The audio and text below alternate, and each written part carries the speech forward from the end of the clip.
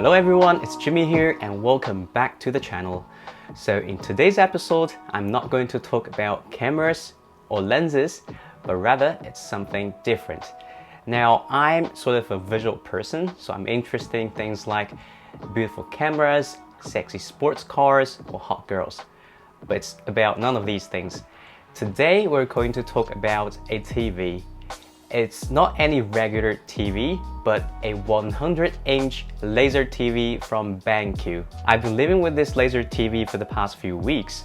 I've watched tons of movies on it. I've also watched some TV shows, revisit some of my old favorite games. That's right, it's Geralt of Rivia again. Well, I just can't get enough of it. And also some random contents on YouTube. So it's fair to say that I've had enough time with this TV to share with you my thoughts on it. Well, I gotta admit that I'm barely out of the honeymoon period with it, but I'm gonna try to be as fair and transparent as possible because I thought this is something that you might be interested in. Now, I'm going to divide this video into 4 parts. First, let's talk about the design and fit and finish about this laser TV. And then let's go to the picture quality, sound quality, and some of the drawbacks. Well, of course, in the end, I will give you a verdict and share with you if I'm satisfied with it and who should be considering it. Okay, let's get started. Now, overall, it's quite a boxy design, but at the front of the projector itself, it's got this sort of curvy lines that mimics waves or the flowing water, which I thought was a pretty interesting design cue. Now, let's take a look at the side of the projector. It's mostly grills for ventilation, and there are 2 USB-A ports.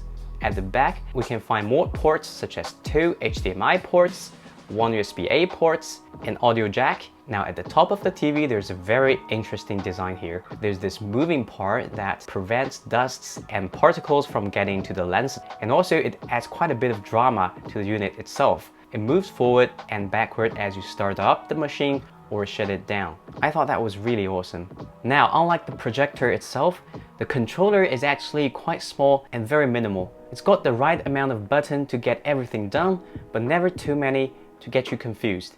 I quite like it. So overall, I thought it was a well-designed and well-built device, but I would really appreciate it if the footprint can be a little bit smaller.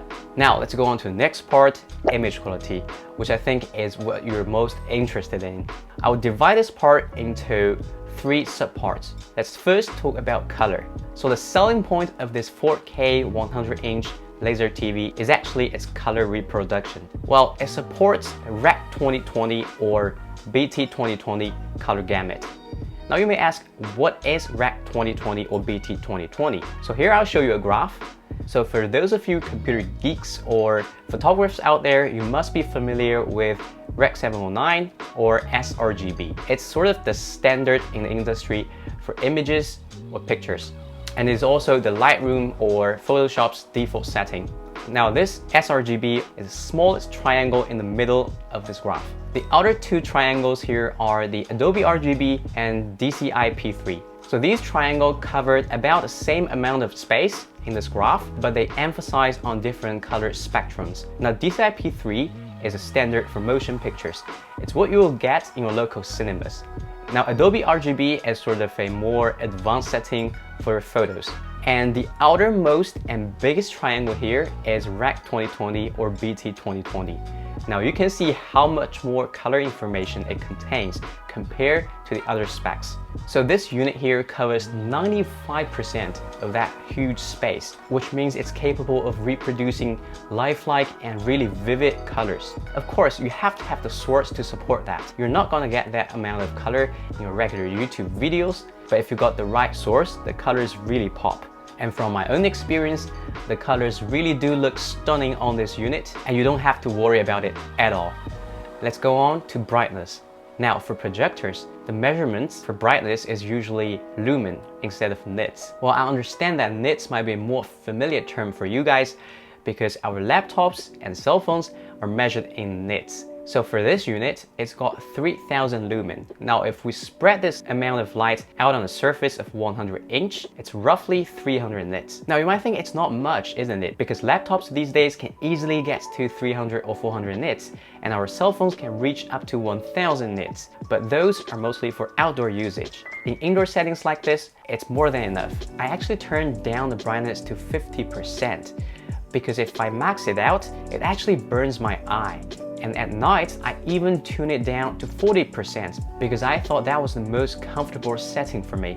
So gone are the old days when we use traditional projectors. We have to lower down curtains to dim the ambient light when we use them. And that, to be honest, was my biggest concern when I got this unit. But now I'm totally relieved. Okay, next up, let's talk about contrast. So again, compared to old projectors where you see these washed out gray-like blacks, it's not gonna happen here. The blacks look pitch black, and the brightest spots are super bright. So at least according to the spec sheet, this unit is actually HDR capable. I haven't tested it out yet, but I have to be honest here, compared to most of the OLED TVs out on the market, it's not as contrasty and the blacks are not as dark as on those OLED TVs. But it's better than any of the projectors I've ever used, and it's certainly on par with the regular LED TVs. So you got nothing to worry about here. Okay, so with all the goodness regarding the visuals, if we don't have a good sound system to pair it up, it's like eating Doritos without Pepsi. Alright, maybe that's just me, but what I mean is that to get the most out of the image quality here, you have to have a good sound system. But luckily, this laser TV is like an all-in-one home theater. The sound quality out of it is actually quite amazing. Well, it's certainly better than my old 4K Sharp TV. This is my tune. Kill them all. God in heaven. Everything with guns off the ground, go!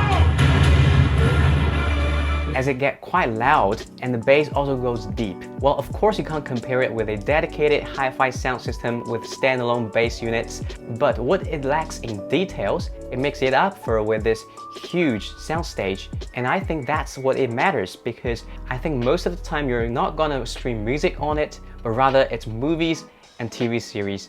And that's where a big sound really comes into play. Well, up till now you might be thinking, well Jimmy, isn't that a perfect TV then? Well, of course not. It's not all rainbows and unicorns. There are some drawbacks with this unit as well. Now, first of all, your living space has to be big enough so you have enough room between you and the screen.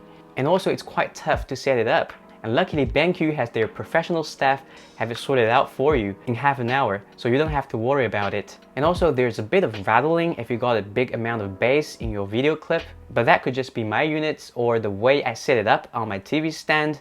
But I want to share with you everything I've experienced, so I have to put it out here.